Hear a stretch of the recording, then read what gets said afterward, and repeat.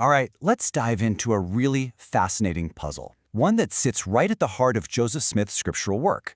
It's a story about speed, scripture, and suspicion, and it forces us to ask some pretty big questions about what Revelation even is. So here's the mystery in a nutshell. Back in 1829, Joseph Smith apparently cranked out the entire Book of Mormon. We're talking over 500 pages in about 90 days. I mean, that is an incredible pace. But then you look at his project to translate the Bible, and that took him over 3 years of slow, careful work. So what gives? Why the massive difference in speed? To get to the bottom of this, we've got to look at these two projects side by side, because they were two totally different approaches to translation, both coming from the exact same man. Okay, first up, you've got the Book of Mormon. The story here is all about rapid-fire revelation. It's a brand new book of scripture, supposedly dictated from an ancient source, the gold plates, at just a blistering, almost unbelievable pace. But then, on the other hand, you have the Joseph Smith translation, or the JST. This wasn't about creating something from scratch. This was a project to make inspired corrections to the Bible that was already in everyone's homes, the King James Version. And the process was the complete opposite. It was slow, it was deliberate, a careful line-by-line revision that stretched on for years. So, let's really get into the nitty-gritty of how these two things were made, because when you put them next to each other, things get really, really interesting. Just look at the source material, right? For the Book of Mormon, you have these supposed ancient gold plates. For the JST, he's working with the good old King James Bible. Their purpose was totally different too. One was a new scripture, while the other was supposed to be a restoration of an old one. And I mean, the methods were like night and day. The Book of Mormon was direct dictation, supposedly using a seer stone, while the JST was more like academic study, careful reading, prayer, and making line-by-line changes. Now, to really see this contrast in action, let's zoom in on one specific example. It's probably the single most dramatic change in the entire JST project, and it's going to be our key piece of evidence. We're going to call it Exhibit A, the massive expansion of Isaiah chapter 29. You see, a lot of the JST changes are pretty minor. A word tweak here, a clarified phrase there, but not this one. Oh no, this one is on a whole different level. Just take a look at this. On one side, you've got the original King James Version. It's what, a couple of verses? A short, kind of poetic bit about a sealed book.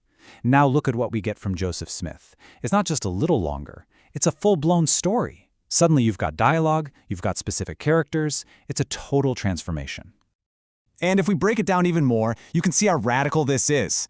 The sealed book isn't just a poetic image anymore. It becomes a literal object and a detailed story. Witnesses are just added into the text where they didn't exist before. Vague prophecy turns into specific word-for-word dialogue. But here's the real kicker. The whole focus of the chapter shifts from a message for ancient Israel to a super-specific prophecy about a modern-day restoration. And this, right here, brings us to the core of the whole debate. What do you do with a change this big? Is it a suspicious revision, or is it divinely inspired? Let's try looking at the evidence through two completely different lenses. I bet this is the question bouncing around in your head right now. And really, there are two main ways people have tried to make sense of what happened here. Okay, so if you're looking at this with a skeptical eye, the evidence seems to point to a modern invention. I mean, first, you can't ignore how conveniently this new version of Isaiah 29 lines up perfectly with Joseph Smith's own life story. The unlearned man, the sealed book, being rejected by a scholar, it's all there. Plus, there are 0 ancient manuscripts, none that have this longer version. And critics will tell you the language, the themes, it all sounds a lot like other things Joseph Smith wrote in the 19th century. But then, if you look at this through the lens of faith, those same facts get a totally different spin. From this view, Joseph Smith wasn't trying to fix a typo in an old manuscript. He was providing a kind of inspired commentary, revealing what that scripture means for us today. So that perfect match with his own life story? That's not a convenient invention. That's the whole point. It's seen as absolute proof of a divine plan, something foretold thousands of years ago. So, when you boil it all down, this one chapter in Isaiah forces us to step back and ask a way bigger question. It's not just about Joseph Smith anymore. It's about what we think Scripture itself actually is. Ultimately, where you land on all this really depends on the glasses you're wearing when you look at it. If you're a critical historian, you're looking for hard, verifiable evidence, so you're probably going to say this whole thing looks suspicious. If you're a faithful Latter-day Saint, you believe in modern revelation, so this looks like pure inspiration.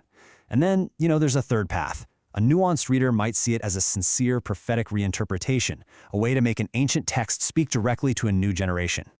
And that's what this whole story pushes us to think about. What is a sacred text anyway? Is it a fixed historical document, something locked in the past? Or is it something more, a kind of living document, open to new meanings and new revelations for each generation? The story of the JST really forces you to confront that question head-on. And that right there is the essential question at the heart of all this. Is Scripture a fixed text from the past or a living message for today? Your answer to that single question, well, it pretty much decides how you're going to see this entire tale of two Bibles.